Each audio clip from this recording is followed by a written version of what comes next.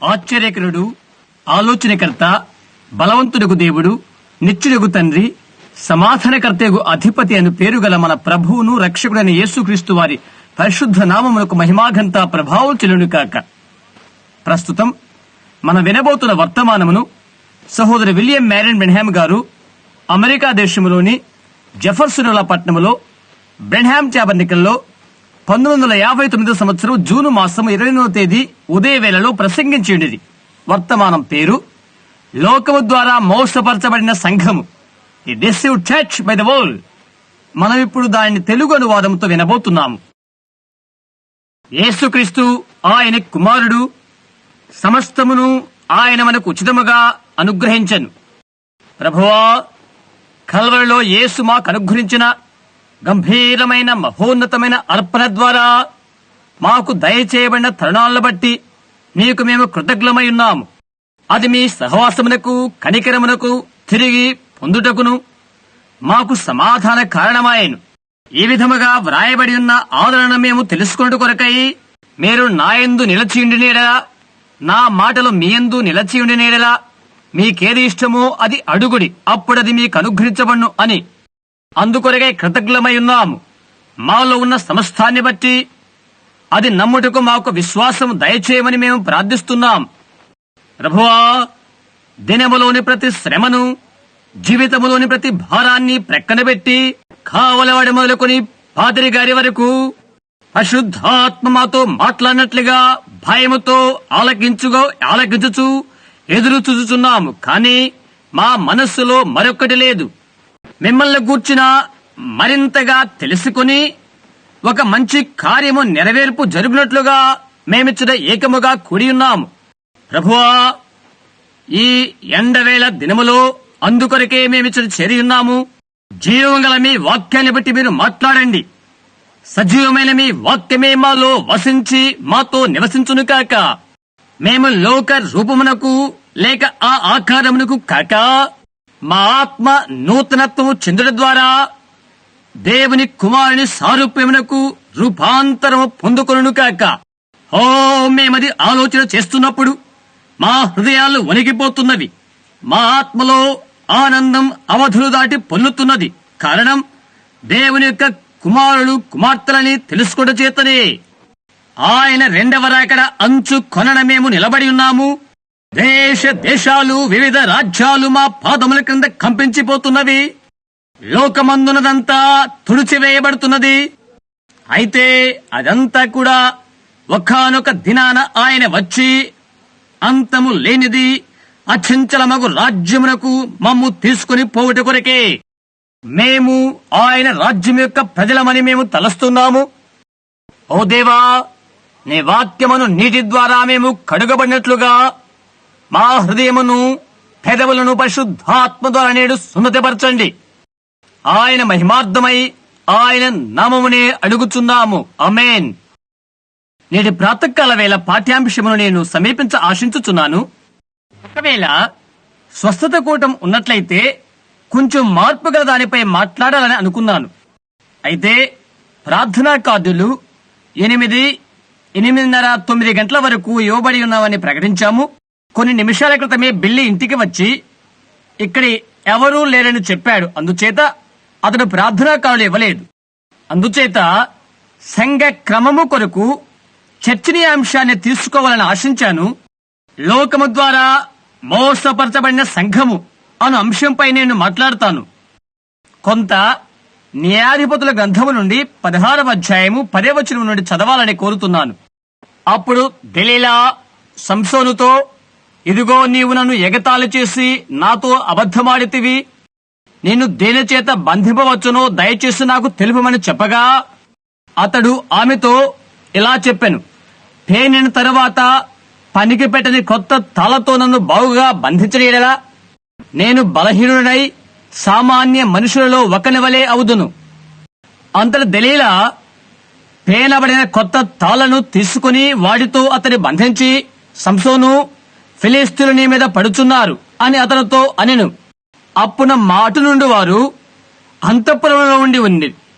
అతడు తన చేతుల మీద నుండి నూలు పోగుల వలె ఆ తాళ్లను తెంపెను.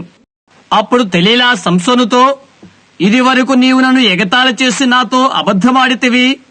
నిన్ను దేని వల్ల బంధింపవచ్చునో నాకు తెలుపమని చెప్పగా, అతడు, నీవు నా తల జడలు 7 అల్లిక అల్లినలా సరే అని ఆమెతో చెప్పాను. అంతటా ఆమె మేకుతో దాని దిగగొట్టి, సంసోను, ఫిలిష్తీయులు నీ మీద పడుచున్నారని చెప్పాను. అతడు నిద్ర మేల్కొని మగ్గపు మేకును నేతను ఊడదీసుకుని పోయాను. అప్పుడు ఆమె, నా యందు నీకు ఇష్టము లేనప్పుడు నేను నిన్ను ప్రేమించుచున్నానని నీవెందుకు చెప్పుచున్నావు? ఇది వరకు నీవు ముమ్మారు నన్ను ఎగతాళి చేసి నీ గొప్ప బలము దేనిలో ఉన్నదో నాకు తెలుపకపోతివి. ఆమె అనుదినము మాటల చేత అతని బాధించి తొందర పెడుచున్నందున అతడు ప్రాణము విసిగి చావకోరెను. అప్పుడతడు తన అభిప్రాయమంతయు ఆమెకు తెలియచేసి, నేను నా తల్లి గర్భము నుండి పుట్టిన మొదలుకొని దేవునికి నాజీరు చేయబడిన వాడినై ఉన్నాను. నా తల మీదికి మంగళకత్తి రాలేదు. నాకు క్షవరము చేసినలా నా బలము నాలో నుండి తొలగిపోయి ఇతరుల మనుషుల వలె అవుదునని చెప్పాను. తన అభిప్రాయమును తనకు తెలిపిన దెలీలా ఎరిగి ఆమె వర్తమానం పంపి ఫిలిష్తీయుల సర్దారులను పిలిపించి, ఈసారికి రండి, ఇతడు తన అభిప్రాయమంతయు నాకు తెలిపిన నేను. ఫిలిష్తీయుల సర్దారులు రూపాయలను చేతబట్టుకుని ఆమె యొద్దకు రాగా, ఆమె తన తొడ మీద అతని నిద్రపుచ్చి ఒక మనిషిని పిలిపించి వాని చేత అతని తల మీద 7 జడలను క్షౌరము చేయించి అతని బాధించుటకు మొదలుపెట్టెను. అప్పుడు అతనిలో నుండి బలము తొలగిపోయాను. ఆమె, ఫిలిష్తీయులు నీ మీద పడుచున్నారనగా అతను నిద్ర మేల్కొని, ఎప్పటి ఎట్లు నేను బయలుదేరి విరజిమ్ముకుందుననుకునేను. అయితే యెహోవా తనను ఎడబాసినని అతనికి తెలియలేదు. ఈ పాఠ్యాంశానికి విషయ సూచికగా ప్రకటన గ్రంథము 2వ అధ్యాయంలో నుండి 21వ వచనం నుండి 23వ వచనం వరకు చూడాలని చదవాలని ఆశిస్తున్నాను. మారు మనసు పొందుటకు నేను దానికి సమయమిచ్చుదిని, కాని అది తన జాగ్రత్తతో విడిచిపెట్టి మారు మనసు పొందనలదు. ఇదిగో, నేను దానిని మంచం పట్టించి దానితో కూడా వ్యభిచరించువారు దాని క్రియల విషయమై మారు మనసు పొందితేనే కాని వారిని బహు శ్రమల పాలు చేతును. దాని పిల్లలను నిశ్చయముగా చంపెదను. అందువలన అంతరింద్రియములను హృదయములను పరీక్షించువాడును నేనే అని సంఘముల నీవు తెలుసుకొనును. మరియు మీలో ప్రతివానికి వాని వాని క్రియల చొప్పున ప్రతిఫలమిచ్చేదను. చదవబడిన ఆయన వాక్యానికి ప్రభువు తన ఆశీర్వాదాన్ని తొడు చేయును కాక. మంచిగా ఆరంభించి ఆగిపోయిన సంఘానికి సంసోను ఒక గొప్ప నిర్వచనంగా ఉంటున్నాడు. సమతల మార్గాన్ని విడిచిన వాడు అతడు. దేవుడైన పరాక్రమశాలిగా పిలువబడి దానిని విడిచిన వానిగా అతడు ఉంటున్నాడు. అయితే అతడు ప్రభువును సేవించుచునే, ఆయన మాటలను అవలంబించుచునే, ఆయన ఆజ్ఞలను గైకొనేవానిగా ఉంటున్నాడు. సంఘము చేస్తున్న పని అది సాగిపోవుట ఆగిపోయినది. లోక భావనలో మనమిలా చెప్పవచ్చు, నిజమైన అడుగుతోనే ప్రారంభించినది. ప్రభు యొక్క ఆజ్ఞలు గైకొంటికే అది ఆరంభించినది. సంసోను ఎంతకాలం ప్రభువుతో నడిచాడో అంతకాలము కూడా ప్రభు సంసోన్ను వాడుకున్నాడు. ఆయన్ని వెంబడించే ఎవరినైనా సరే దేవుడు వినియోగించుకుంటాడు, ఎవరినైనా కాపాడుతాడు. ఎందుకంటే అది దేవుని వృత్తి కాబట్టి. అయితే ఎప్పుడైతే దేవుని కార్యాల నుండి మనం మరలుకుంటామో అలాంటప్పుడు దేవుడు మనలను ఇక వినియోగించుకున్నాడు. దేవుని యొక్క కట్టడాలు అనుసరించి స్థిరతగా మనం ఎప్పుడు నడుచుకుంటామో, బైబిల్లోని ప్రతి పుటలో మనము నిలబడి ఉండి వాక్యము ద్వారా ఆరాధన చేస్తామో, ఆయన్ను ఆత్మతోనూ వాక్య సత్యముతోనూ ఆరాధించినప్పుడు అటువంటప్పుడు ఆయన ఏ వ్యక్తినైనా వినియోగించుకుంటాడు. అయితే దేనికోసమో మరలు కొల్పబడి దాని కొరకై ఒక అభిప్రాయాన్ని స్వీకరిస్తే అప్పుడు ఆ వ్యక్తిని దేవుడికి ఎన్నడూ వినియోగించుకున్నాడు. అందుచేత నేటి సంఘానికి సంసోను ఒక ప్రఖ్యాతిగాంచిన ప్రతినిధిగా ఉంటున్నాడు. సంఘము ఆరంభమైనప్పుడు దేవుడు సంఘాన్ని వాడుకున్నాడు. ఎందుకంటే ప్రభు యొక్క ఆజ్ఞలకు జాగ్రత్తగా సంఘం నడుచుంది కాబట్టి. ఆయన న్యాయ విధులను కట్టడలను గైకొని ఆయన ఆజ్ఞలను నెరవేర్చినది. మరియు దేవుడు సంఘముతో ఉండెను. అయితే సంఘములో విపరీతమైన బలహీనత ఉన్నట్లుగా కనిపిస్తుంది. గమనించండి, మనము విహారయాత్రలో కాదు, మనమున్నది యుద్ధ భూమిలో ఉన్నాం. మనం క్రైస్తవులైన వెంటనే అనేకులు ఇలా తలస్తారు. వారు చేయవలసిందంతా ఇక అంతటితో అయిపోయిందనుకుంటారు. వారు క్రైస్తవులు కనుక ఇక సమస్తము సులభమైపోతుంది. అలాంటి తలంపులని తలలో పుట్టనీయవద్దు. నేనెందుకు క్రైస్తవునైనగా యుద్ధము చేయడానికి, విశ్వాస సంబంధమైన మంచి పోరాటాన్ని పోరాడట కొరకే, యుద్ధ తీర పంక్తుల్లో నేను ఉండడు కొరకే నేను క్రైస్తవునయ్యాను. క్రైస్తవ యుద్ధ వీరులం మనం. మనకు తర్బీతు కావాలి, తయారు పడాలి. శత్రు యొక్క ప్రతి పన్నాగాన్ని మనము గుర్తెరగవలసి ఉన్నది. ఎలా బద్ధత చేకూర్చుకోవాలో, యుద్ధం ఎలా చేయాలో మనము తెలుసుకోవలసి ఉన్నది. పరిశుద్ధాత్మ మనకు బయలుపరిచినప్పుడు మాత్రమే మనం చేయగలుగుతాము. మనకు యుద్ధం ఆసన్నమైనప్పుడు ఇరుగు పొరుగు దేశాల యొక్క ఆలోచనలు మనం తీసుకోము, మన సొంత ఆలోచనలే మనము పాటిస్తాం. అలాగనే పరిశుద్ధాత్మ ఏ ఆలోచన మనకు అనుగ్రహించునో ఆ ప్రకారంగానే నడిపించబడదాము. ఎందుచేతనగా ఆయనే క్రైస్తవ సైన్యానికి సైన్యాధిపతి అయి ఉన్నాడు.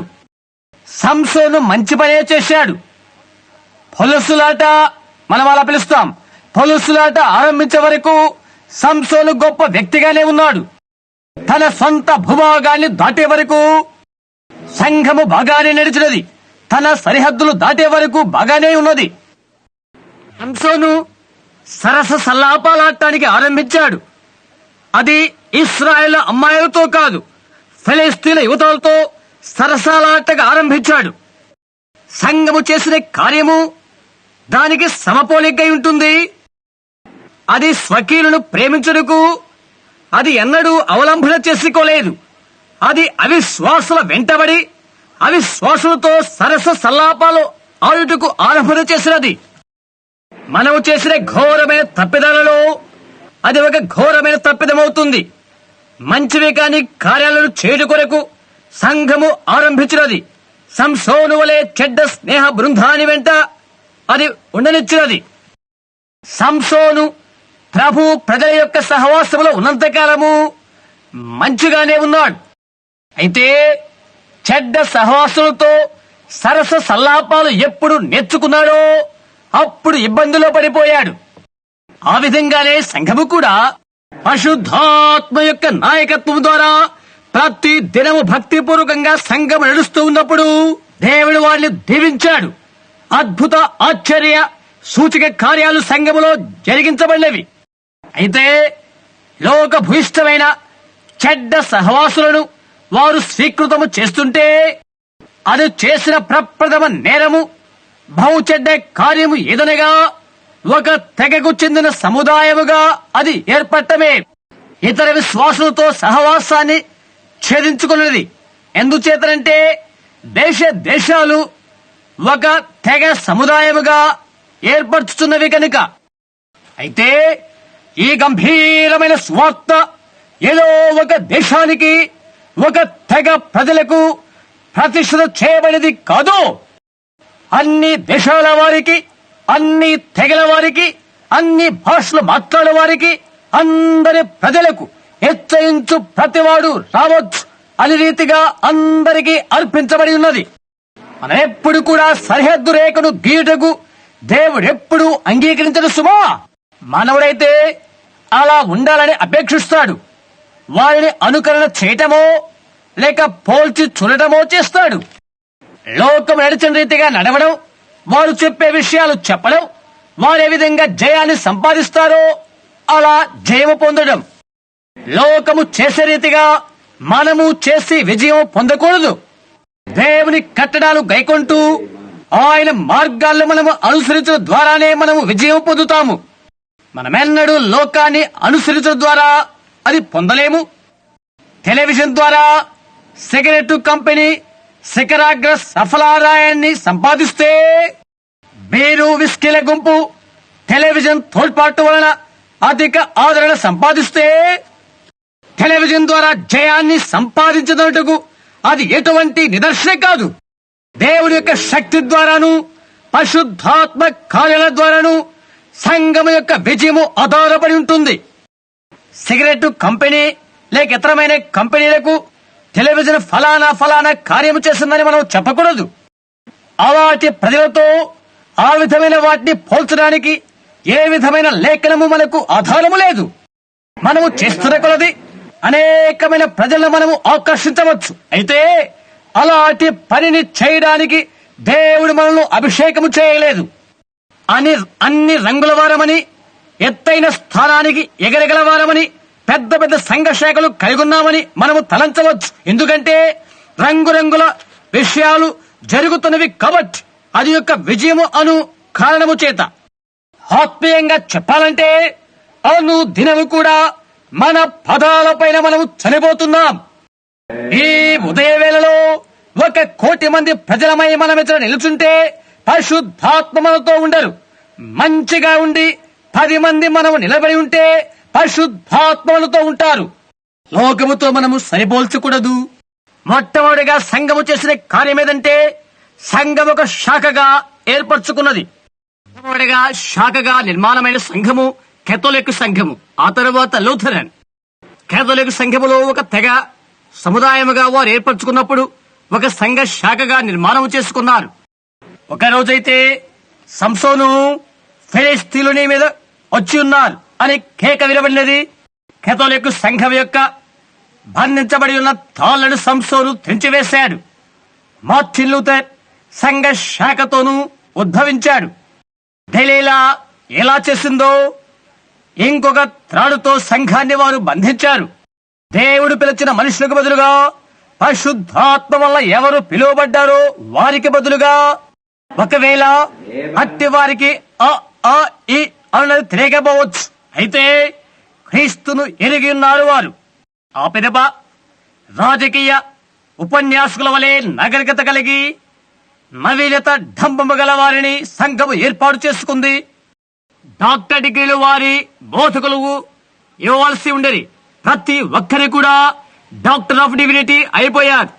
సంఘాన్ని బంధించే మరొక త్రాడది. ప్రజలు వెళ్తారు, చదువుతారు. ప్రతి వేదాంత పాఠశాల కూడా ప్రఖ్యాతిగాంచిన విద్వాంసులు ఉత్పన్నం చేస్తుంది. ప్రతి సంఘము కూడా మా పాస్టర్ గారు డాక్టర్ ఆఫ్ డివినిటీ అని బడాయి చెప్పుకోవడానికి. వారు చేసిన కార్యకలాపాలేంటి? ఒకరికి మించి మరొకరు గొప్ప జ్ఞానాన్ని పొందుకోవడానికి ప్రయత్నించారు. అలాంటిదేమీ దేవుని దృష్టిలో అర్హమైనది కాదు. ఏ వ్యక్తి అయినా లోక సంబంధమైన విద్యను అభ్యసించి దానితో దేవుని ఏ విధంగానూ ప్రీతిపరచని అవసరం లేదు. అది దేవుని దృష్టికి హేయమైపోతుంది. లోక జ్ఞానముతోనూ లోక ఆశలతోనూ నీవెన్నడూ దేవుని సంతోషపరచలేవు. ఎందుచేతనగా దేవునికి అది వైరమని లేఖనము తెలియచేస్తున్నది. అది ఆయన చేయడు.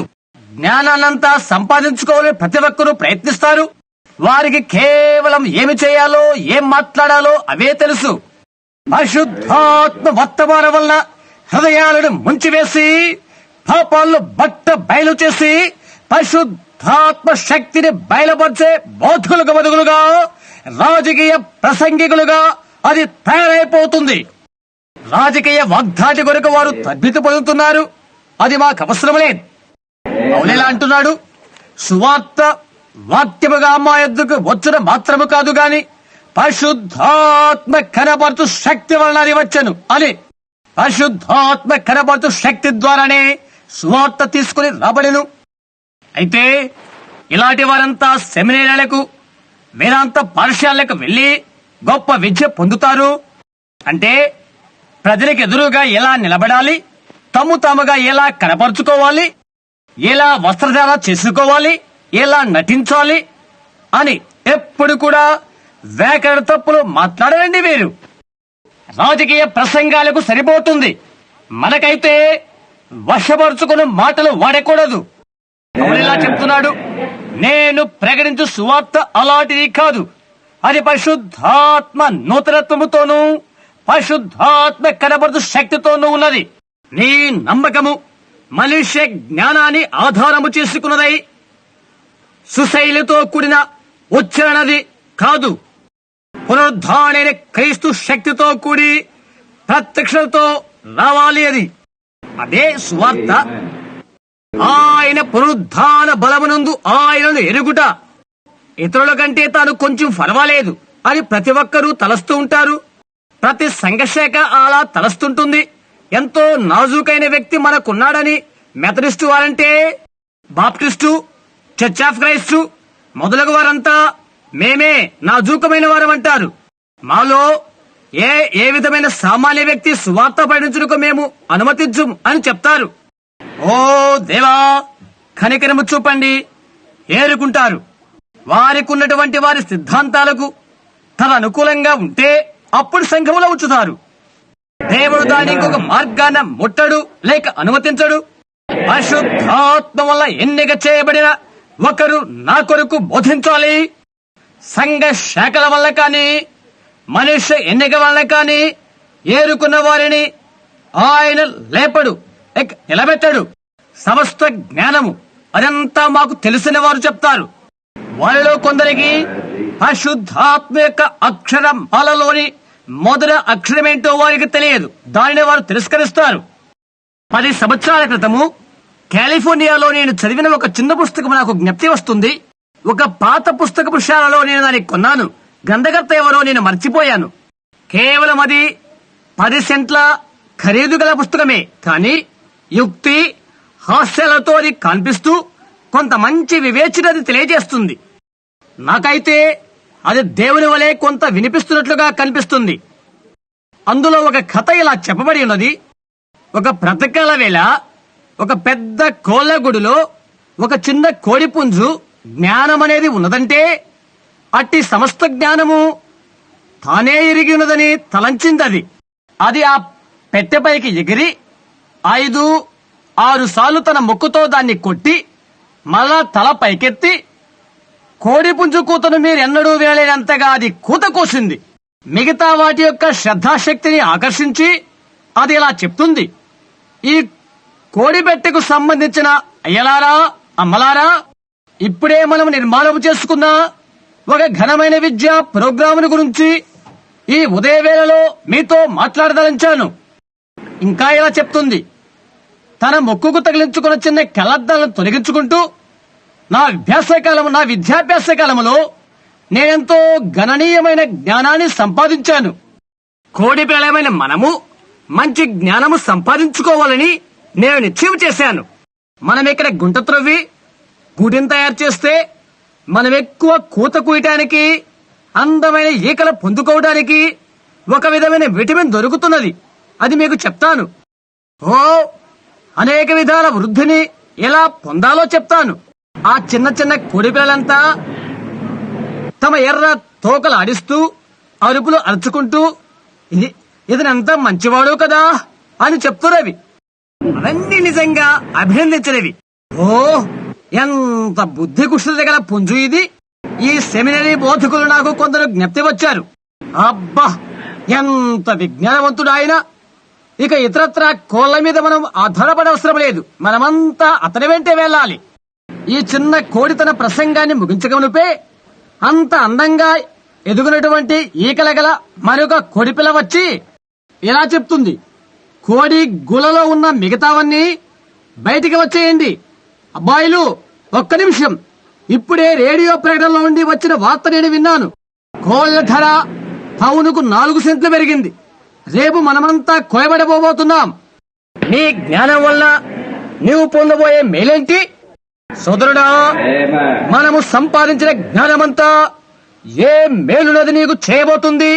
మనం 6 అడుగుల మట్టి కొరకే నిమిషాల్లో మొక్కల చెక్కలై చనిపోతాం.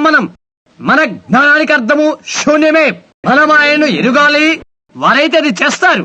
పాటలు పాడే చిన్న పక్షి అయినా క్యానీ పక్షిని గుర్చి నేను సంబోధిస్తున్నప్పుడు తాను ఎరగవలసినంత సమస్త జ్ఞానము తానే ఎరుగుందని తలంచింది. అది మానవ మాత్రుల గురించి మిగతా క్యానీ పక్షులకు చెప్పగలిగినంత సమస్త జ్ఞానము అది కలిగి ఉందనేది తలంచుకున్నది.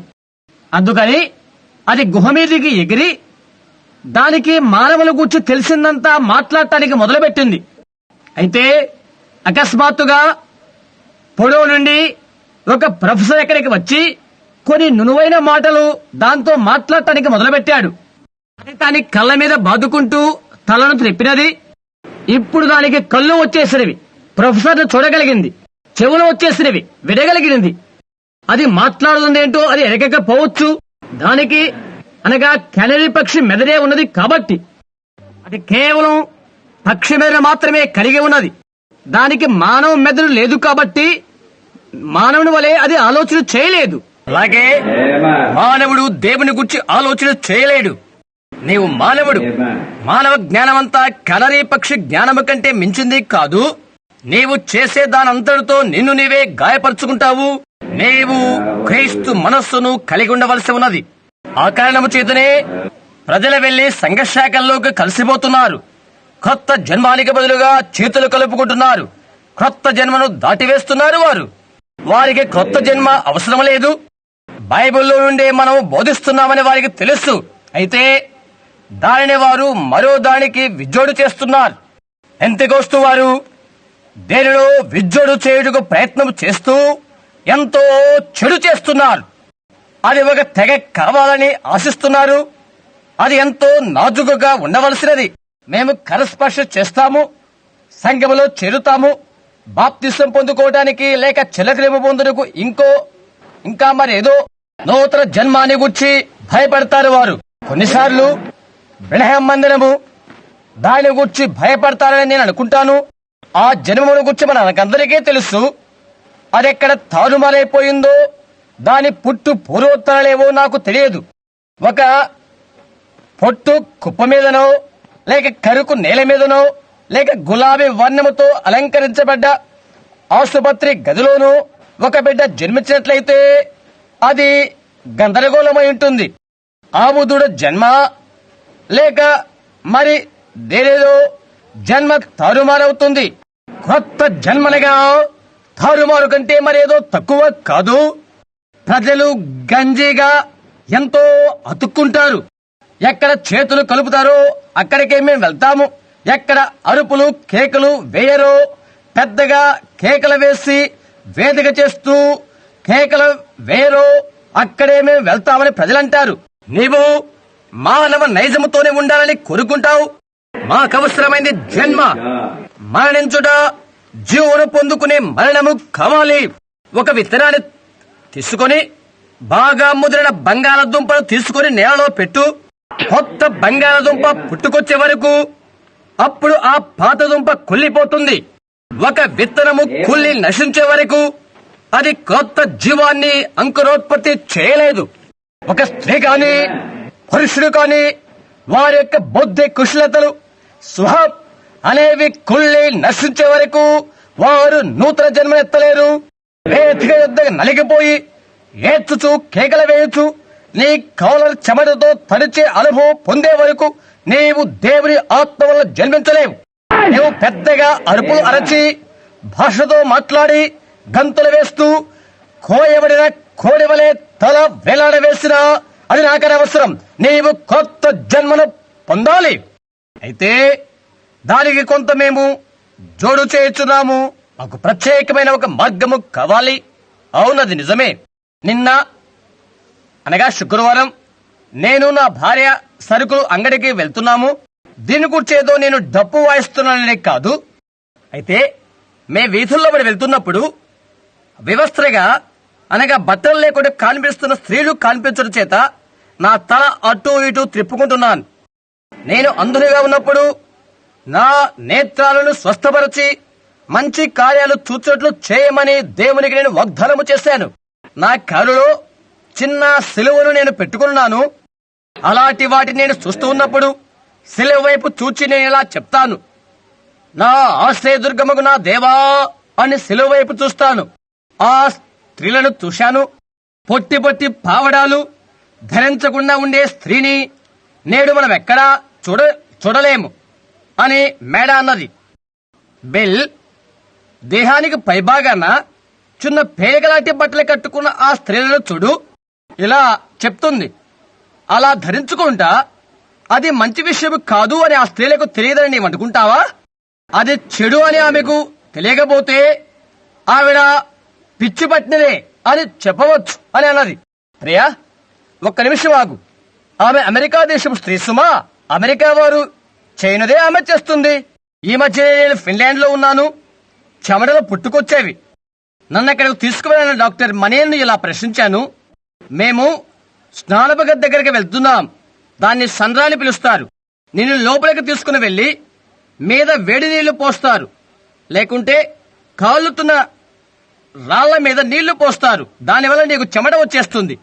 ఆ తర్వాత చల్లని నీళ్లలోకి దూకమంటారు. తదుపరి బయటకు వచ్చేస్తావు. తర్వాత ఒక గదిలోకి తీసుకెళ్తారు. బట్టలు లేకుండా ఉండిన దాదీలైన స్త్రీలు పురుషులు బాగా రుద్దుతారు. తిరిగి ఆ కొలంలోకి పంపించేస్తారు. నేను వెళ్ళలేదు డాక్టర్ మనీయన్, అది తప్పు అని నేను అన్నాను. అతను ఇలా చెప్పాడు, సరే అది తప్పే రెవరెండ్ బ్రెన్హామ్, మీ అమెరికా వైద్యుల విషయం ఏంటి? స్త్రీని బట్టలని తీయించివేసి బల్ల మీద పండుకోబెట్టి ఆమె శరీరంలోని లైంగిక ప్రతి అవయవాన్ని వారు పరీక్షిస్తారు. మరి వారి సంగతి ఏంటి? హాస్పిటల్లోని మీ నర్సుల సంగతి ఏంటి?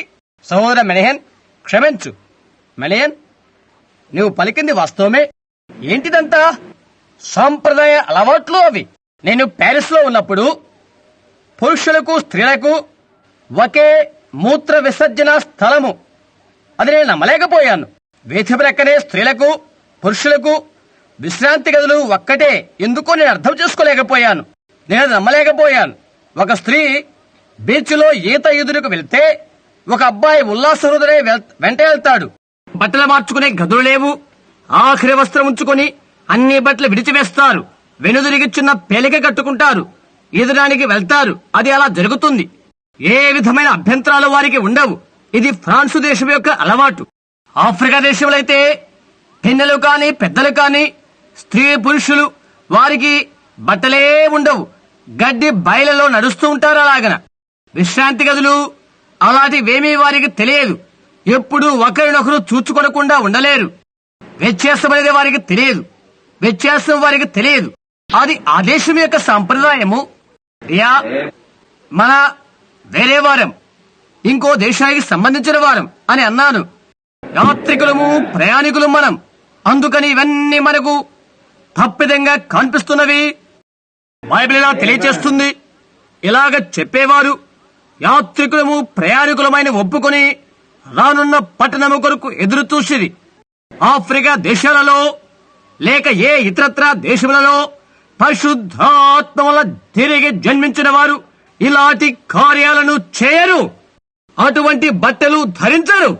అలాగా ప్రవర్తించరు. ఎందుచేతనగా వారు ఇంకో దేశానికి సంబంధించిన వారు. దాని నిర్మాణికుడు పరిపాలకుడు దేవుడే. మనం పరలోకము నుండి వచ్చిన వారము. నీలోనున్న ఆత్మ నిన్ను నీ జీవితాన్ని చెలింపజేస్తుంది. నీవు అమెరికా దేశ వాసమైతే అమెరికా వారు ఎలా చేస్తారో నీవు అలా చేస్తావు. నీవు ఫ్రాన్స్ దేశ నివాసమైతే ఫ్రాన్స్ వారు చేస్తున్నదిగా నీవు చేస్తావు. ఆ దేశ పౌరుడి వలె. నీవు దేవుని సంబంధమైతే పరలోకవాసులు చేయరీతిగా నీవు చేస్తావు. ఎందుచేతనగా నీలోని ఆత్మ పరలోకమునే వచ్చింది కనుక ఆ ఆత్మ నిన్ను స్వాధీనపరుచుకుంటుంది. ఇంకొక చిన్న విషయాన్ని మీరు చూడగలరు. లేఖనాలలో ఎవరైతే ఈ నూతనమైన పట్టణాన్ని వెతికి ఉన్నారో ప్రత్యేకంగా ప్రవర్తించిన వారు, వారు యాత్రికులము ప్రయాణికులమై ఉన్నామని ఒప్పుకొనిరి. అయితే కయీను వైపు చూచినట్లయితే దేశ దిమ్మరులు క్రూరమైన వారు. క్రైస్తవులైతే యాత్రికులు ప్రయాణికులై ఉంటున్నారు. తిరుగుబోతూ నివాసము లేనటువంటి వాడు క్రూరనగా భయంకరమైన వ్యక్తి. యాత్రికుడనగా వాస్తవమైన వాడు, ఇంకో దేశమైన వాస్తవమైన దేశానికి సంబంధించిన వాడు, తన ఇంటికి మార్గాన్ని వెతుకుతూ ఉన్నవాడు. అతను జీవిస్తున్న జీవిత చిరని బట్టి అతను ఇంకో దేశానికి సంబంధించిన వాడని తెలియబడుతుంది. అదే దానికి కారణమవుతుంది. అలాంటి వారైనప్పటికీ ఆ ప్రజలు అటువంటివి ధరిస్తున్న వారైనప్పటికీ వారి సంగతుల గురించి చెప్తాను. దక్షిణాఫ్రికాలో 30,000 మంది అసలైన అనులను చూశాను. దిగంబరులుగా కంబలి కప్పుకున్న ఆదివాసుల వారు 18-20 సంవత్సరాల బాలురు బాలికలు చిన్న మాచిక గుడ్డ కూడా కట్టుకొనకుండా ముఖానికి మట్టి కొట్టుకొని నిలబడి ఉన్నారు. ముక్కలకు ఎముకలు తగిలించుకొని చెవులకు దులాలాంటి మొద్దులు వెడాల వేసుకుని ఉన్నారు. మానవుల ఎముకలు మరి ఇంకా వేరే ఎముకలు నెత్తిన పెట్టుకుని ఉన్నారు. జంతువుల పళ్లను వేలాడ వేసుకుని ఉన్నారు. లోకంలోనికి వస్తూనే వస్త్రహీనులుగా వస్తారు. అలాగున్నారని వారికి తెలియదు. అయితే వారు క్రీస్తును స్వీకరించినప్పుడు బోళ్ళగా పడిపోయి పరిశుద్ధాత్మను పొందుకున్నారు. మరలా లేచి వారి యథభాగాన సిగ్గు కప్పుకొంటుకై చేతులు అక్కడ ముడుచుకున్నారు. నడిచి వెళ్లుకుంటూ కట్టుకోవడానికే బట్టలు వెదుక్కున్నారు. ఈ లోకానికి వారు యాత్రికులు, ప్రయాణికులయ్యారు కాబట్టి హల్లెలూయా, దానికి వారు దూరమైపోయారు. అవునండి, అవును, వీరు తమను తాము క్రైస్తవులుగా పిలుచుకుంటారు. సంఘాలకు చెందిన వారే ఇలా చెప్తారు, మేము మెథడిస్టులము, మేము బాప్టిస్టు వారము, మేము పెంతెకోస్తు వారము, మేము సెవెంత్ డే అడ్వెంటిస్టులము, మేము ఇది అది ఇంకా ఏదో చెప్తారు. అలాంటిదేమీ సరిపోదండి. నీ ఆత్మ, నీలో ఉన్న జీవము, నీవెవరేవైనది ప్రక్రియ చేస్తుంది, ప్రబోధన చేస్తుంది. వారి ఫలము వలన మీరు వారిని తెలుసుకొందురు అని యేసు చెప్పిన్నాడు. ప్రప్రథంగా ఇశ్రాయేలీయుల వలె తయారైంది సంఘము. అన్య దేశాలన్నీ ఒక రాజును కలిగిన వారు చూశారు. దేవుడే వారు రాజు. అన్య దేశాలు రాజును కలిగిన వారు చూచి అన్య జనాంగాల వలె వారు ఉండాలని కోరిక కలిగి వారి కొరకు ఒక రాజును తెచ్చుకున్నారు. అలా చేసినప్పుడు ఇబ్బందిలో పడిపోయారు. రాను రాను లోకం వాళ్ళకి జారుకోవట ఆరంభమైనది. చిట్ట చివరకు ఆహాబుతో అంతమైంది. దానికి కొద్ది కొద్దిగా ఒక రాజు సమీపిస్తున్నాడు. కొద్ది కొద్దిగా సమీపిస్తున్నాడు. ఆఖరికి వారి ప్రాణాన్నే పిండేశాడు. అలాగా వారు వచ్చారు. అయితే నిజమైన రాజే వచ్చినప్పుడు ఆయనెవరో వారు ఎరుగుకుపోయారు. అదే విషయాన్ని సంఘము చేసినది. అది దత్తత చేయబడినది. ఇక్కడే నీవున్నావు. అది రాజకీయాలు, విద్య శ్రేణులను దత్తత చేసుకున్నది. పెద్ద పెద్ద గుడులను, గొప్పగా ప్రత్యేకపరచుకున్న బోధకులను అది దత్తత చేసినది. నిజమైన రాజు వస్తే ఆయనెవరో వారికి తెలియదు. వారి రాజైన పరిశుద్ధాత్మను వారు సిలువ వేయుచున్నారు. ఆయనెవరో వారికి తెలియదు. ఆయన గురించి నమ్ముతారు, ఆయనను హేళన చేస్తారు. యోధులు ఎలాగూ వారి మెస్సయ్యేలా చేశారో సంఘము కూడా వీరి మెస్సయ్యేలా చేస్తున్నారు. అది వారికి తెలియదు. ఆత్మ సంబంధమైన ఆంతరికగా దృష్టి వారికి లేదు. వారేమి చేస్తున్నారో ఆ గొప్ప భవనాలపైన, లోక సంబంధమైన పోలికలపైన వారి నేత్రాలు కూర్చుకుపోయినవి. కాబట్టి ఆ కారణము చేతనే లోకముతో మనం ఎన్నడూ పోల్చుకోకూడదు. మనలను మనము తగ్గించుకోవడానికి మనము అలవర్చుకోవాలి. దేవుల్లో ఒకరికొకరు అధికులవుతారు. నేటి సేవా పొలాలలో స్వస్థత సువార్తకులు ఒక విధమైన పోటీలు ఉంటాయి. ఒకరు ఇలా చెప్తారు, దేవునికి స్తుతులు, నాకు 1000 మంది ఉన్నారు, నీకంటే ఘనమైన కూటాలు నేను జరిగించాను. దానిలోని వ్యత్యాసం ఏంటి? మాకు ఒక్కరు లేక 1 మిలియన్ మంది. దాని యొక్క ప్రత్యేకత ఏంటి? దేవుని యందు మనం నమ్మకస్తులుగా ఉన్నామా? ఆయన వాక్యములకు నమ్మకస్తులుగా ఉన్నామా? పరిశుద్ధాత్మ పరీక్షకు మనం నిలబడగలుగుతున్నామా? అది నిజమేనా? అదే ప్రాముఖ్యమైన సంగతి. అయితే బైబిల్తో మనము రాజీ పడుతున్నాం. అనేక మంది మన పెంతెకోస్తు ప్రజలు బైబిల్ గ్రంథమందలి మూల సిద్ధాంతాలపైన రాజీ పడుతున్నారు. మనోభావాలను గాయపరచడం నాకు ఇష్టం లేదు. నేను నా సొంత సంఘములోనే ఉన్నాను. నేను నా సంఘములో నీతినే చేస్తున్నానని భావిస్తున్నాను. ఎందువల్లంటే నేను సువార్తను ప్రకటిస్తున్నాను కాబట్టి. అయితే బైబిల్ గ్రంథములో తండ్రి కుమార పరిశుద్ధాత్మ నామమున బాప్తిసం అనేది లేదు అని 1000 మంది పెంతెకోస్తు బోధకులకు తెలియదు. తండ్రి యొక్క, కుమారుని యొక్క, పరిశుద్ధాత్మ యొక్క నామమున బాప్తిసం ఉన్నదని చూయించమని ఆర్చ్ బిషప్ను గాని మరెవరైనా గాని నేను సవాలు చేస్తున్నాను. అయితే వారు రాజీ పడుతున్నారు. ఎందుచేతంటే సంస్థాపక సంఘాలు వాటిని చేసినవి కాబట్టి. 300 సంవత్సరాల వరకు ఏ ఒక్కరి కూడా క్రొత్త నిబంధనలో యేసుక్రీస్తు నామమున తప్ప మరొక్క రీతిగా బాప్తిసం ఇవ్వలేదు. ఏంటిదంతా? సంస్థాపక నిర్మాణం. అదే ఈ పని చేసినది. రాజీపడ్డం. వీధుల వెంబడి సకలమైన వీధి పని వారిని ప్రోగు చేస్తారు. సంఘములో ఉండి చిన్న చర్మవాద్యమైన కంజలను తీసివేస్తారు. సంఘమందలి సకల మహిమను తీసివేస్తారు. శబరి బోధను అనుసరిస్తారు. చిన్న పాతకాలపు కోడిపుంజు కోత బోధ ఇది. సమాజంలో సమస్త పూత పోసుకుని ఉంటారు. వారి స్త్రీలు పొట్టి పొట్టి వస్త్రాలు ధరించి దేహమును కనిపించే వస్త్రధారణ కలిగి ఉంటారు. వారి పురుషులు సిగరెట్లు త్రాగుతారు. పేకాట జూదాలు ఆడుతారు. మురికి చలోక్తులు విసురుతుంటారు. అది దేవుడి దృష్టికి ఎంత హీనమైన విషయమో అది కఠినమైనదని నాకు తెలుసు. అయితే ఎవరో ఒకరు ఏదో ఒకటి చెప్పే తరుణము ఇదే. రాజీ పడ్డం, లోబడిపోవడం, లోకం వలె దాని పోలి నడవడం. నా ప్రక్కన నాకెవరు లేనప్పటికీ, నేనొంటరిగా నిలబడవలసినప్పటికీ నేను ఝరియను. దేవుని బైబిల్ గ్రంథముల సత్యము నేను ప్రకటిస్తాను. దాని కొరికే నేను నిలబడతాను. చనిపోతానా? నేను సత్యము కొరికే నిలబడతాను. నిజం, మనకు సత్యమే కావాలి. సంఖ్యము ప్రకారంగా నేను దాన్ని కొలవని కాని, దేవుని వాక్య ప్రకారంగానే నేను దాన్ని కొలత కోయదలిచాను. దెలీలా సంగతి మీరు గమనించినట్లయితే సంసోనులో బలము కలదని ఆమెకు తెలిసి ఉండెను. అయితే ఆ బలము ఎక్కడ ఉందో ఆ సంగతి ఆమెకు తెలియదు. ఆ బలము ఏంటో అది ఆవిడ చెప్పలేదు. అయితే సంసోనుకున్నది ఒక బలమైన బలమొకటున్నది. దానిని ఆమె తెలుసుకోకోరినది. దెలీలా తన సౌందర్యం చేత సంసోనును లాలన చేస్తూ ఉండేది. ఆవిడ తనకు తానుగా చాలా లైంగికంగా వస్త్రధారణ చేసుకున్నది. నేటి దినాన నవ యువతి యువకులైన వారు ఎలాగో అలాగున అతని ఎదురుగా ఊగిసలాడుతూ ఉన్నది.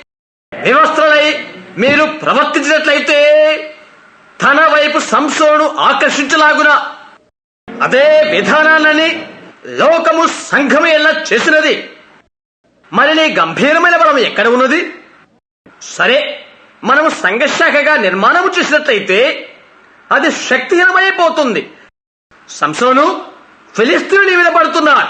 ఆ పిదప లూథరు వచ్చాడు. మరలా వారు సంఘం నిర్మాణము చేశారు. మరి యొక్క త్రాడుతో నీవు నన్ను బంధించినట్లయితే నేను బంధించబడతాను. అలాగనే వారు చేశారు. సంసోను ఫిలిస్తీయుల మీద పడుతున్నారు. జరిగిందేంటి? వెస్లీ వచ్చాడు, త్రాళ్లను తెంచాడు. ఎప్పుడూ నన్ను నీవు మోసం చేస్తున్నావు సంసోను, నేను నిన్ను ప్రేమిస్తున్నానని తెలియదా? అలాగే నీ హృదయంలో ఉండి సత్యాన్ని వచించు. అలాగే ఇంకొక త్రాడుతో నన్ను నీవు బంధించు. అలాగే చేద్దాం. ఏంటిదంతా? అదే సంఘ శాఖ త్రాడు. అది నన్ను విడిచిపెట్టండి. నాకెలాంటి సంఘశాఖ లేదు. మీరు నాకు విడుదల చేకూర్చగలరని నేను చెప్పగలను. దాని పర్యవసానమే పెంతెకొస్తువారు. నీ బలము ఎక్కడా? ఫిలిస్తీయులు మీద పడుతున్నారు. అతను మరలా త్రాళ్లను తెంచేసేశాడు. మరి ఇప్పుడు జరిగిందేంటి? అది పెంతెకొస్తు వారిని కలిగి ఉన్నది. ఏదో గంభీరమైన వారి మనుష్యులు, అట్టి వారి పాద్రీలకు, పెద్ద పెద్ద డాక్టర్ ఆఫ్ డివినిటీలు, మెథడిస్టులు, బాప్టిస్టులు మొదలుగా వారు ఉన్నటువంటి పాఠశాలలు, పరిపరి విధాల అలవాట్లు వీరు కలిగి ఉన్నారు. వారి సంఘానికి వెళ్లి చూడు. ఆమెన్ అనే మాట నీవు వినలేవు. ఉత్తర ధ్రువాన ఎస్కిమోల గుంపు చల్లగా ఉన్నట్లు వారు చప్పబడి ఉంటారు. చప్పబడిపోయారు. వ్యత్యాస రీతిగా ఉన్నారు. మరిప్పుడు సంసోను ఫిలిస్తీయుని మీద పడుతున్నారు. అమెరికా ఫిలిస్తీయుని మీద పడుతున్నారు. ఎక్కడ ఆ ఏకాత్మ? పెంతెకొస్తు యొక్క ఏకత్వం ఎక్కడ? Assemblies of God, United church of God, అది ఇది ఇంకేదేదో. ప్రతి దానికి ఏదో ఒక ఇజం, ఒక నమ్మకం ఉంటుంది. దాంతో ఇది, దానితో అది. ఒక సంఘం దాని ఏర్పాటు భరించి నగరంలో ఉద్యమం కూడా ఏర్పాటు చేస్తే మిగతావి అసలు ఆ ప్రాంతానికి హాజరు కావు. అమెరికా కమ్యూనిస్టుల మీద పడుతున్నారు. మన బలం ఎక్కడా? మన మహిమ ఎక్కడా? ఏంటిదంతా? కారణమేదనగా దేవుని శక్తిని ఆశ్రయించడానికి బదులుగా మనుష్య జ్ఞానాన్ని ఆశ్రయించాం. ఎందుకని? మన బోధకుల వారు కలిగి ఉన్నారు. కార్యాలన్నీ గంజిమారిగా గట్టిగా అతుక్కునే విధంగా ఉండి మెడవంతున జనంగాను కాచువలే అతుక్కునే వారిగాను ఉండేంత వరకు వారు మనను నిర్మాణం చేశారు. ఇంతవరకనిగా ఇక సంఘములో ఎలాంటి కేకలు వినబడకుండా ఉండేంత వరకు ఎవరైనా ఏడ్చునేది నీవిక వినలేవు. ఏడ్చేవారి బల్ల నేల మాలిలో పెట్టబడినది. ఇక సంఘములో మహిమనేది లేదు. ఇక మనము చేసేదంతా వెనకల కూర్చొని ఎంత గట్టిగా అతుక్కోవాలో అంత గట్టిగా అతుక్కొని కూర్చున్నదే. మనము స్వతంత్రులు కాదు, మన బంధీలమై ఉన్నాం. జీవము గల దేవుని సంఘాన్ని నాగరికత దయ్యాలతో దయ్యం బంధించి వేసినది. అవును, సంఘములో ఇక శక్తి లేదు, ఇక స్వతంత్రత లేదు. ప్రజలంతగానో ముడుచుకొని అతుక్కున్న వారై ఉంటారు. పెంతెకోస్తు ప్రజల మధ్యకు దేవుడు రాగలడు. వచ్చి ఆయన దేవుడై ఉన్నాడని, ఆయన పునరుద్ధార బలమును, ఆయన అద్భుత కార్యాలను బయలుపరిచి రుజువు చేసుకోగలడు. అది చివరికి వాడి కదిలింపునై రాలేదు. ఆయనకే మహిమ కలుగునుగాక. ఎందుకనగా అది ఎంతో అవమానకరమైన విషయం. దేశమంతా నేను సంచారము చేశాను. దేవుడు కార్యము చేస్తున్నాడు, సూచనలు కనపరుస్తున్నాడు. ప్రజలలా కూర్చొని ఇలా అంటారు, భలే అది సరిగానే ఉందని అనుకుంటాను. ఓహో, అది జరుగుతుందని నాకు తెలుసు. అది వారిని కదిలించలేదు. ఎందుకని? వారు లోకమనే దేనిలా చేత బంధించబడి ఉన్నారు. ఇనప కడ్డీల మధ్య ఇరుక్కుని ఉన్నారు. అలాంటి వారిని వారు ఉంచుకుని ఉన్నారు. ఇంకా వారిని ఏక సంఘముగా ఏకము చేసి ఉన్నారు. సంసోను, ఫిలిస్తీయులు నీ మీద పడుతున్నారు, దాని గురించి నీవేం చేయబోతున్నావు? మాదే పెద్ద సంఘ శాఖ అయి ఉన్నది. అవును, వాస్తవమే. ఎన్నడూ ఎంతగా ఎంతో మంది ఉన్న సంఘ సభ్యత్వం కలిగి ఉన్నామండి. ఆత్మ ఎక్కడా? పరిశుద్ధాత్మ ఎక్కడా? దయ్యము చేసిన పని ఏది? అదే. అది సంఘాన్ని లాలన చేస్తుంది. నీవు ఇది చేసినట్లయితే నీకు పెద్ద మందిరాన్ని ఇచ్చేస్తాను రా అని లాలన చేస్తుంది అది. ఇప్పుడు నీకున్నవాడి మూఢభక్తుడైన బోధకుడిని వదులుకుంటే, కొద్దిగా బుద్ధిగల డాక్టర్ ఆఫ్ డివినిటీ బోధకుడు నీకు సంపాదించుకుంటే, ఇతరులకు ఉన్నటువంటి అందమైన విశాలమైన భవన నిర్మాణం చేస్తాం. ఇది నీకు సిగ్గుచేటు. ఆ మనిషికి కాపీ గింజల్లోని వ్యత్యాసం అర్థము కాకపోవచ్చు.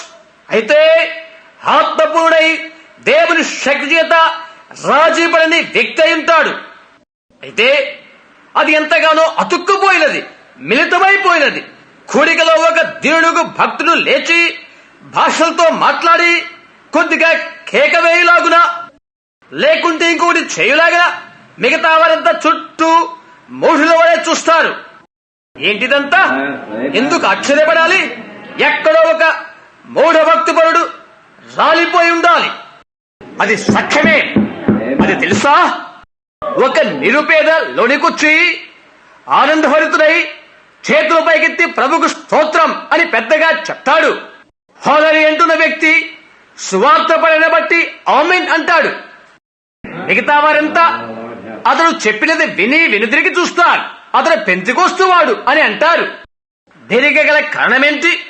నీవు మెథడిస్టుకో బాప్టిస్టుకో చెందిన వాడెవు.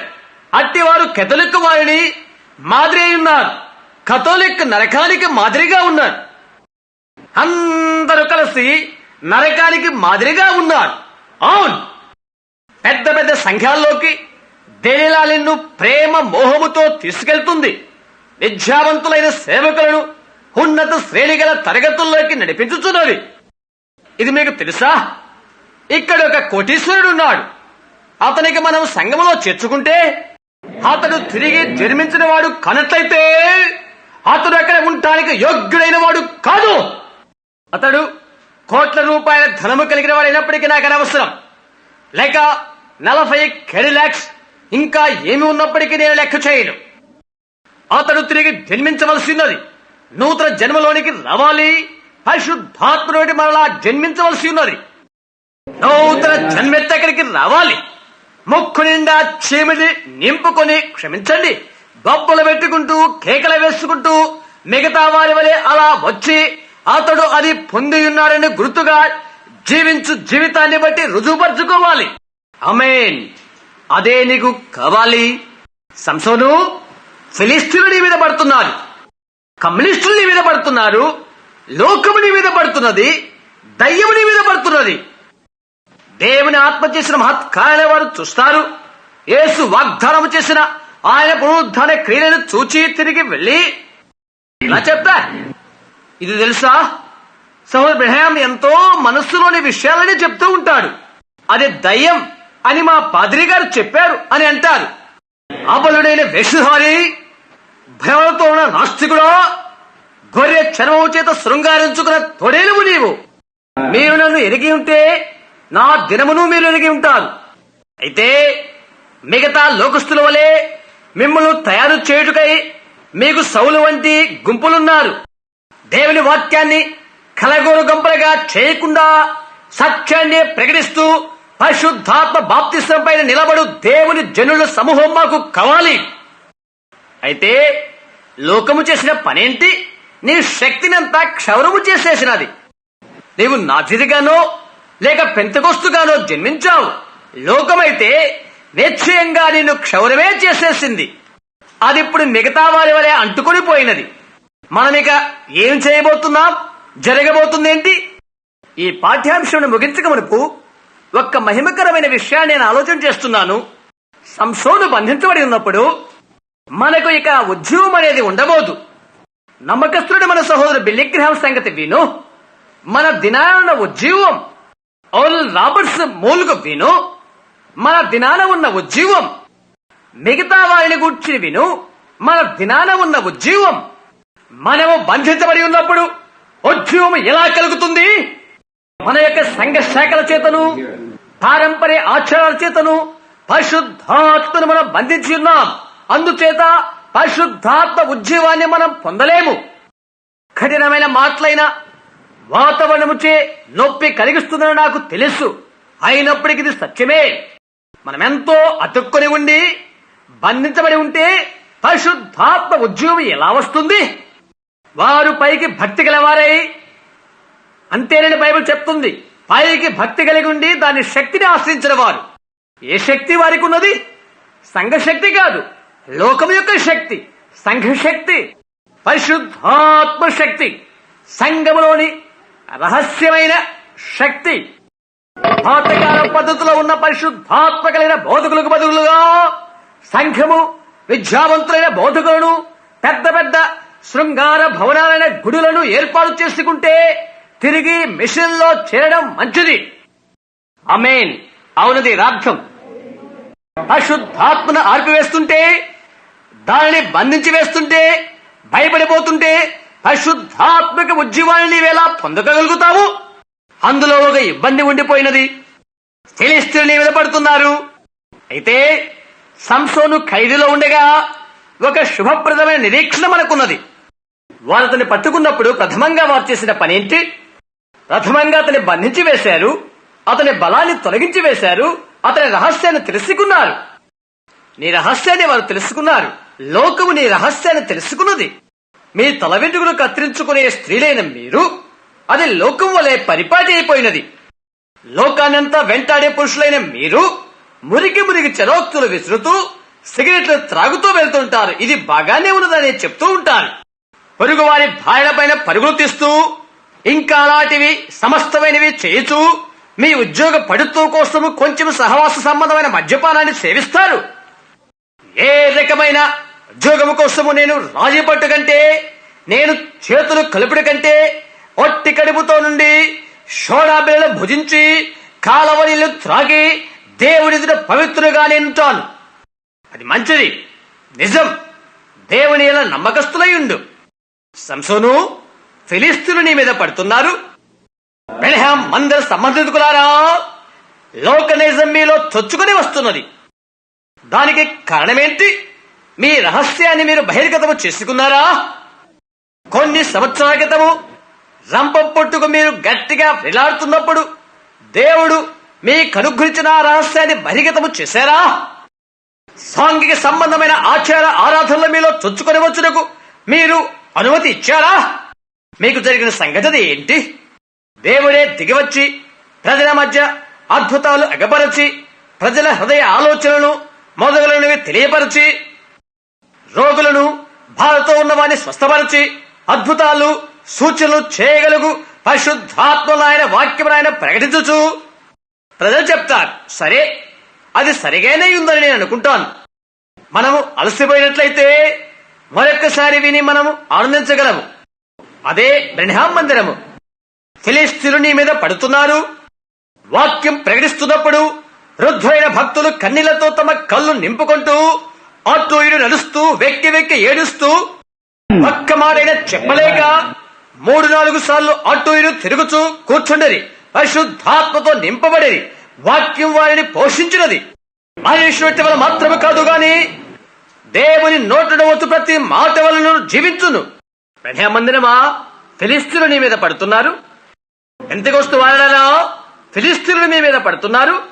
ఆ కారణము చేత నిన్ను నీవు గట్టిగా ఎంతో కాలం క్రితము నిర్మణాత్మకము చేసుకున్న మిగతా మీరంతా ఫిలిష్తీయులు మిమ్మల్ని ఆవరించున్నారు. మీరు ప్రెస్బిటేరియన్లు, బాప్టిస్టులు, మెథడిస్టులు, కథోలిక్కులు లేక ఇంకేదో ఎంతవరకు మీ లోపల ఇంకేమీ రాలేదు. మిగతా వారితో నీవేమీ చేయలేవు. అందుచేత ఉద్యమమా, మన దినాను క్రమబద్ధమైన ఉద్యమకర్త బంధించబడి ఉంటే అది మనకెలా పొందగలుగుతాము? లోకముల దగ్గరికి దేవుడు రాడు. ఆ లోకం మీదనే నీవు ఆధారపడవలసి ఉండవలసిన్నది. నీవు లోకముతో ఏకీభవించావు. ఆ పిదప అది అదే అవుతుంది. లోకము నీ లేక చొచ్చుకొని వచ్చుటకు అనుమతిస్తే నీవిక లోకముతోనే సాగవలసినదే. అంతటితో నీవు అయిపోతావు. నీవెప్పుడైనా లోకం యొక్క ప్రతిబంధము ఛేదించి వేస్తావో ఆ పిదప దేవుని దగ్గరికి రా. తిరిగి నీలో కదలిక కలిగే వరకు దేవుడు నిన్ను వాడుకుంటాడు. నా వర్తమానం ముగించక మునుపు ఈ ఉదయ వేళలో నాకున్న ఒకే ఒక నిరీక్షణ ఇది. సంసోను బంధించబడి ఉన్నప్పుడు కొత్త వెంట్రుకలు పుంజుకొని పెరుగుతూ ఉన్నవి. కడవరి కాలములకు కొంచెం ముందుగా దేవుడు మరొక సంఘమును పంపించును. పరిశుద్ధాత్మక శక్తి ఆమెలోనికి వచ్చి ఆత్మ నిరూపణల ద్వారా మార్కు సువార్త 16 సంఘమును వెంబడించును. అపోస్తుల కార్యం 2:4 మరియు అపోస్తుల కార్యం 2:38 ఇవన్నీ కూడా సంఘమును వెంబడించును. అపోస్తుల యొక్క సూచికలు అద్భుతాలు అనుకరణ అవుతవి. ఆయన పునరుద్ధానం యొక్క గొప్ప గురుతులు వారిని వెంబడిస్తవి. మనము చెరసాల్లో ఉంటే ఆఖరిగా చంపబడిన ఆ గొప్ప హత్య నిమిత్తమై దేవుడు మరొక చోట పంటను పెంచుతాడు. ఈ విధవేళ ఇక్కడున్న నా క్రైస్తవ స్నేహితుడా, అది నీవే కావచ్చునేమో. నీ బలమే మొలకెత్తుటకు ఆరంభించునేమో. ఈ ఉదయవేళలోనికి ఈ వర్తమానం ఏ ప్రాంతానికి ఇది వెళ్లిపోతుందో అందుకై నేను ప్రార్థించుచున్నాను. నీ బ్రతుకులో తిరిగి ఆత్మశక్తిని ఎదిగించినట్లుగా నీ పరిస్థితులు, స్థితిగతులు ఈ వర్తమానం ఒక విటమిన్ గా ఉపయోగించగలదని నేను నమ్ముతున్నాను. తల్ల వంచి ప్రార్థించుకుందాము. ఆకాశములకు భూమికి సృష్టికర్తకు ఓ ప్రభువైన దేవా, నిత్య జీవానికి కర్త, ఆత్మ సంబంధంగా ప్రతి మంచి ఈవికి ప్రధాత, ఈ ఉదయ వేళలో ఈ మాటలను స్వీకరించి వారి హృదయాలలో నాటింపచేసి నీరు కట్టండి ప్రభువా. లోకం సంఘముతో సరసమాడుచున్నదని ఎరిగి వీటి విషయం ప్రజలు ప్రార్థించుదురు కాక. అది చిట్ట చివరికి దాని యొక్క బలమును, దాని రహస్య స్థలమును తెలుసుకొని, ఆ రహస్యం ఎచ్చట దాగుందో అదే తెలుసుకొని దానికి క్షవరం చేసినది. ఒకప్పుడు జయమని కేకలు వేసిన ప్రజలను తీసుకుని ఒకప్పుడు జయం పొందినవారు వారి తలలు గురిగేశారు. ఎంతవరకనగా బుధవారం ఇంట్లో కూర్చొని టెలివిజన్ ప్రోగ్రాంలు చూస్తూ ఉంటారు. వారి హృదయంలోని ఆనందాన్ని తొలగింపచేసి దేవుని ఎల్ల వారికి ఉన్న ప్రేమ కంటే మరెక్కువైన ప్రేమను లోకము ఎల్ల కలిగింపచేస్తారు. సువార్తను ప్రకటించుట కంటే లోక కార్యకలాపాలు, లోక ఆశలకు, లోక క్రియలకు స్థానాన్నిచ్చుచుంటారు. ఇక్కడ మేళ తాళాలు లేనట్లయితే, ఊయలు ఊహించి భ్రమింపచేసే అలాంటివి లేనట్లయితే ఇక ఆ పాతబడిన సువార్త అవసరము లేదు వారికి. అదే ఆత్మకు ఆనంద భాష్పాలు కలిగించేది, తిరిగి దైవిక స్వస్థతను చేకూర్చేది. అదే అపోస్తుల వరాలను సంఘానికి అనుగ్రహించేది. అదే నేటి మెస్సయ్యను పునరుద్ధారణకు క్రీస్తు యొద్ద తీసుకుని వచ్చేది అదే. అయితే ఇశ్రాయేలు తమ రాజును బట్టి బంధించబడిన రీతిగా వారు వారి యొక్క నిజమైన రాజును వెంబడించలేకపోయారు. ఆ నిజమైన రాజే వచ్చినప్పుడు ఆయన వారు గుర్తెరగలేదు. ప్రభువా, అదే నేడు కూడా జరుగుతూ ఉన్నది. మహిమగల రాజు పరిశుద్ధాత్మకబడెను. ప్రభువా, అది వారికి తెలియదు. దానిని వారు తెలుసుకొనలేదు. దానిని వారు అర్థం చేసుకోలేనంతగా వారి సంఘ శాఖను గట్టిగా నిర్మాణాత్మకం చేసుకున్నారు. ఎందుచేతనగా అది వారి నిర్మాణ శాఖలో లేదు కాబట్టి. ప్రభువా, ఈ ప్రజల సాతాను చేసిన క్రియ ఇదే. ఎవరైతే ఆత్మరముతో ఆకలి దప్పికతో విజ్ఞాపన దీక్ష కలిగి యథార్థ హృదయులై ఉన్నారో అట్టి వారి సంసోను దేవుడు ఈ క్రొత్త పంట ఎదుగ వరకు దానితో వారు ఏకమించుదురుగాక. ప్రభువా, సియోనులో ఆనందం మరలా వచ్చే వరకు అలా ఉందురుగాక. ఆ పిదప గుర్తించి గ్రహించగల ఒక వర్గం ఉద్భవిస్తుంది. వారే మెస్సయాను, లోకానికి మరుగై ఉన్న శక్తిని ఏ లోకమైతే అర్థము చేసుకోలేదో ఆ బలాన్ని వారు చూడగలుగుతారు. దేని వారు చూచురీతిగా అనుగ్రహించండి ప్రభువా. యేసు నామమున ప్రార్థిస్తున్నాము, ఆమేన్.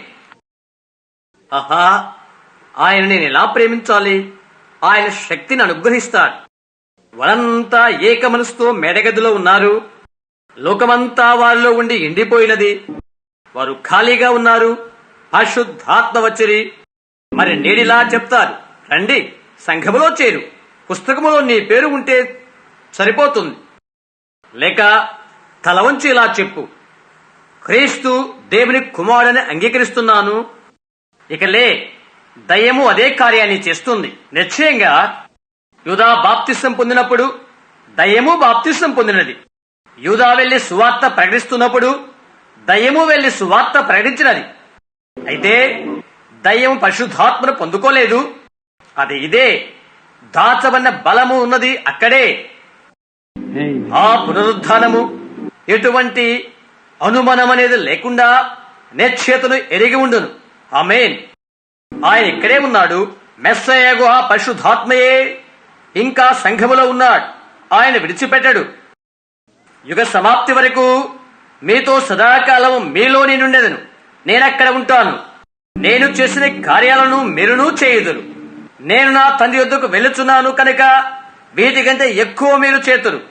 అయితే లోకము దాన్ని రాజీ చేస్తున్నది. హో, ఆ దినాలు గతించినవే. ఇప్పుడు నీవేమి చేయాలని దయ్యం ఆ ఆశ కలిగిస్తున్నది. వారైతే నిన్ను మైమరింప చేయాలని ఆశిస్తున్నారు. నీవు బాప్తిసము తీసుకోవాలని దేవుడు ఆశిస్తున్నాడు. నీవిలా చెప్పవచ్చు, ఓ అవన్నీ కూడా నేను నమ్మను. నీవు వెళ్ళి నీ పాపములోనే బ్రతుకు, నీ పాపములోనే జీవించు. అయితే నీవు కుళ్ళి మగ్గే వరకు, నీ సొంత భావాలు కుళ్ళిపోయే వరకు, నీ ఆచార అలవాట్లు మగ్గిపోయే వరకు, తిరిగి జన్మించి తిరిగి పుట్టే వరకు ఆ నూతన జీవము అదంతా గతించిన దానికెంతో వ్యత్యాసకరంగా ఉంటుంది. గోధుమ గింజ పసుపు రంగుగా పాతిపెట్టబడుతుంది. అది తిరిగి పచ్చదిగా మొలకెత్తుతుంది. కఠినమైనదిగా భూమిలోనికి వెళ్తుంది. కప్పవేయబడుతుంది.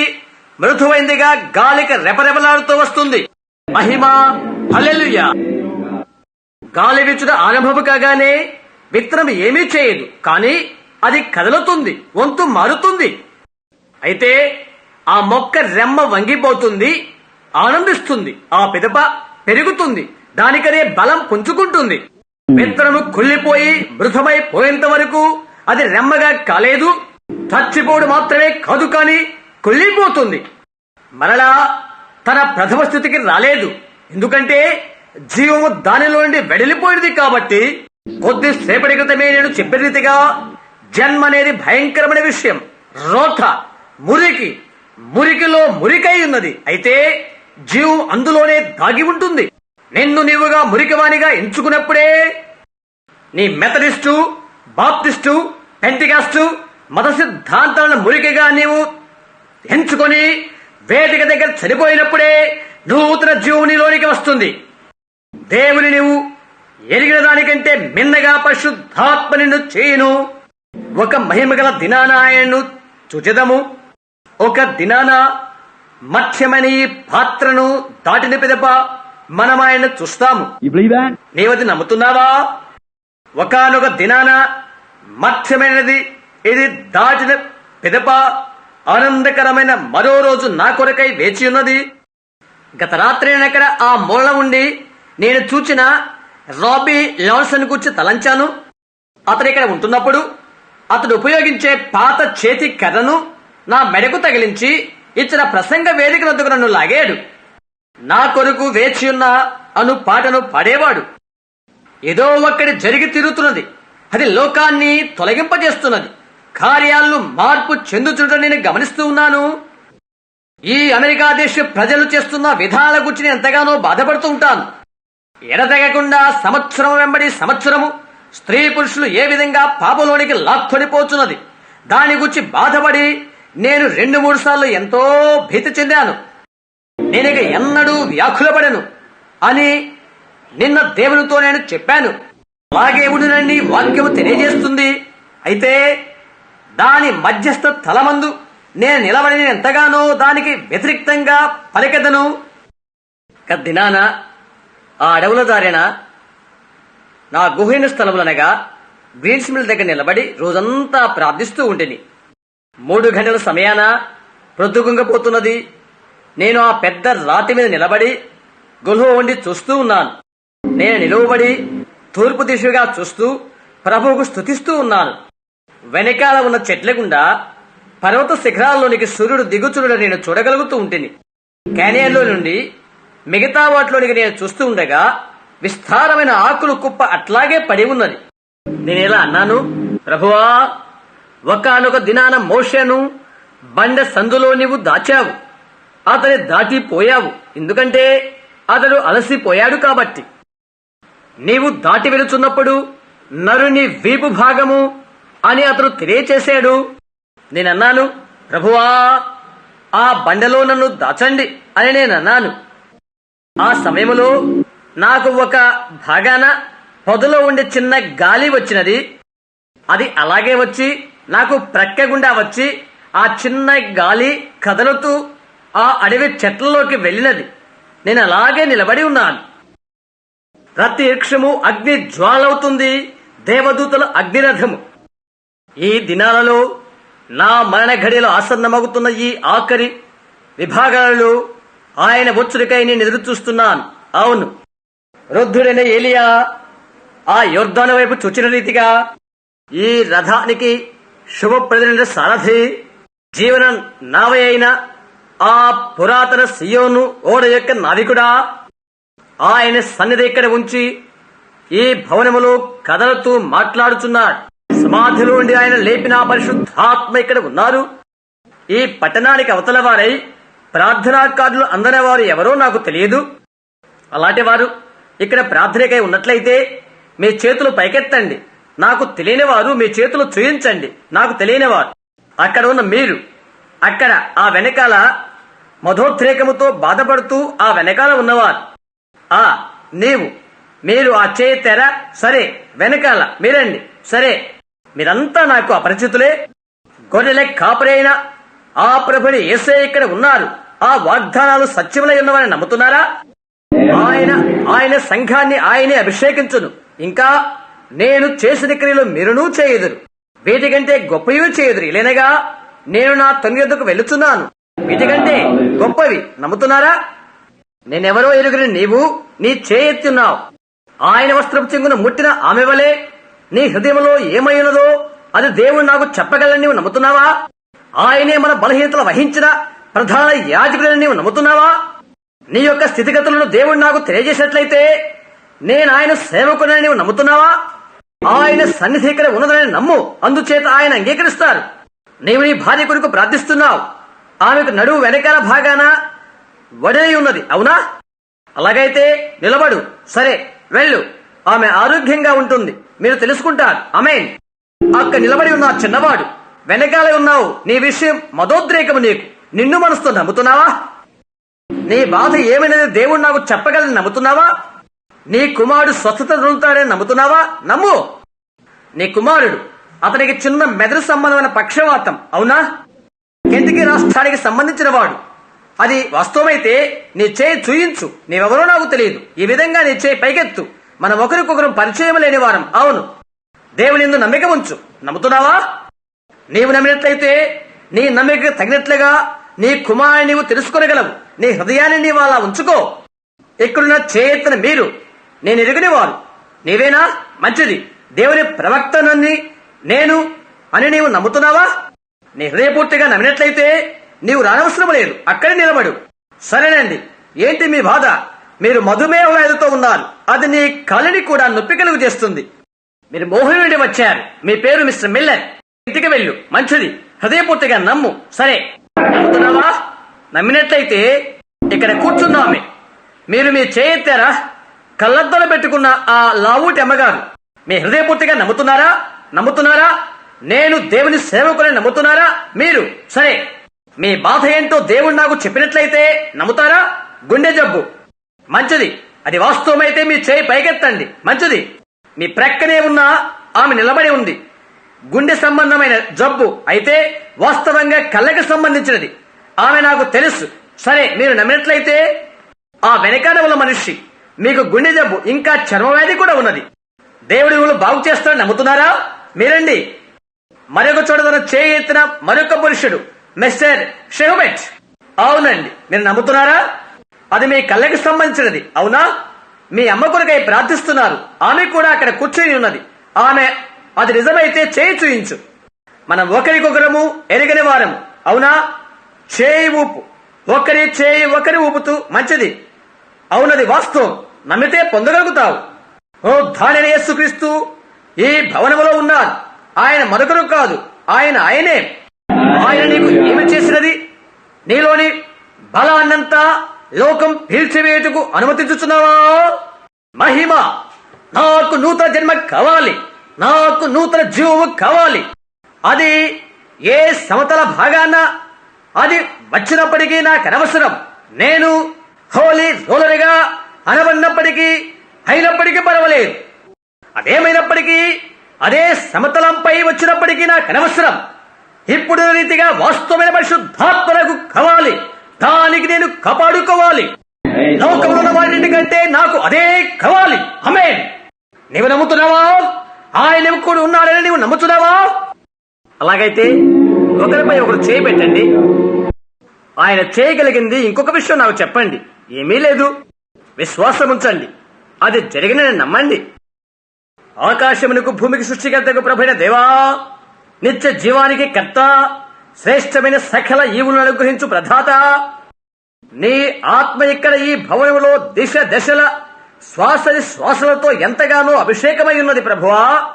ప్రభువా, ప్రజలు దాని ఎందుకని గ్రహించరో, ఎంతగానో లోకానికి వారు అనుబంధము కలిగి నులివెచ్చరై చల్లబడి అతుక్కుపోయారు.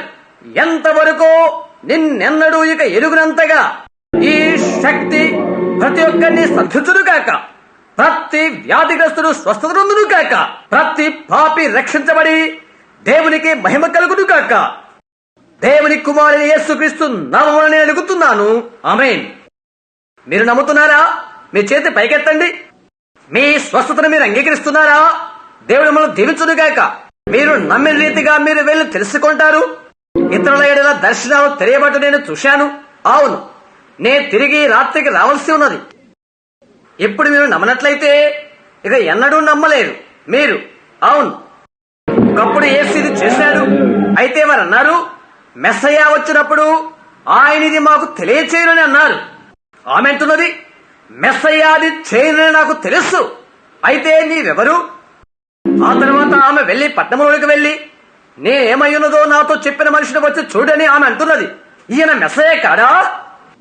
ఇవి తిరిగి కడవరి కాలంలో జరుగును అని సంఘము సత్యమును ప్రకటించును, వాక్యంపైనే అని నిలచి ఉండును, దేవుని సర్వవిధమైన ఆజ్ఞలది చేయును, అది లోకానికి విజ్జోడుగా ఉండదు, వారి మధ్య చలించి అవే కార్యాలు చేయుదును. వారు చెప్తారు, వారు గర్వంధులు, మూర్ఖులు, దేవుని కంటే సుఖాలను ఎక్కువగా ప్రేమించువారు, అనురాగరహితులు, అపవాదుకులు, పైకి భక్తి గల వారి వలె ఉండి ఎంతో భక్తిగా ఉంటారు. గుడులకు హాజరవుతారు. పైకి భక్తి గల వారే ఉండి దాని శక్తిని నిరాకరించువారు. అలాంటి వారికి దూరముగా ఉండాలి. ఆలయంలో ఎక్కడున్న ప్రజలైనా కానివ్వండి, అలాంటి వారిని ఆయన బయటకు పిలుచుచున్నాడు. దర్శనం నా యొద్ద వెళ్లిపోయినది. నేను చెప్పినది సత్యమైతే మీరెవరైనది నాకు తెలియదు. అది ఎవరైనప్పటికీ చేయెత్తండి. సంఘమంతటిలో ప్రతి ఒక్క చోట. సరే, గమనించండి. వారెవరో తెలియదు, ఎన్నడూ చూడడం లేదు. ఇక్కడున్న పరిశుద్ధాత్మకు తెలుసు వారి సంగతి. అది నాలో ఇంటి చూచడం లేదా? దాన్ని ఆయన నాకు అప్పచెప్పాడు. వాక్య సత్యము చేత ఆయనను నమ్మి ఉన్నారు. ఎందుకంటే సత్యం వాక్యం వలనే వస్తున్నది. మీలో ప్రతి ఒక్కరు మారు మనసు పొంది పాప క్షమాపణ నిమిత్తం యేసుక్రీస్తు నామమున బాప్తిసం పొందండి. అప్పుడు పరిశుద్ధాత్మ వరమును మీరు పొందుదురు. ఈ వాగ్దానం మీకును మీ పిల్లలకును దూరస్తులందరికీ చెందును. మీరు నమ్ముతున్నారా? ఇంకా కొద్ది సమయం తర్వాత బాప్తిస్మ కార్యక్రమం ఉన్నది. తల్ల వంచుకుందాం. బాప్తిస్మ కానీ వారు సిద్ధపడుతుండగా పాస్టర్ గారిని ప్రార్థించమని కోరుతున్నాను. బాప్తిస్మ కార్యక్రమం ముందు ఉందనుకుంటాను. సరే.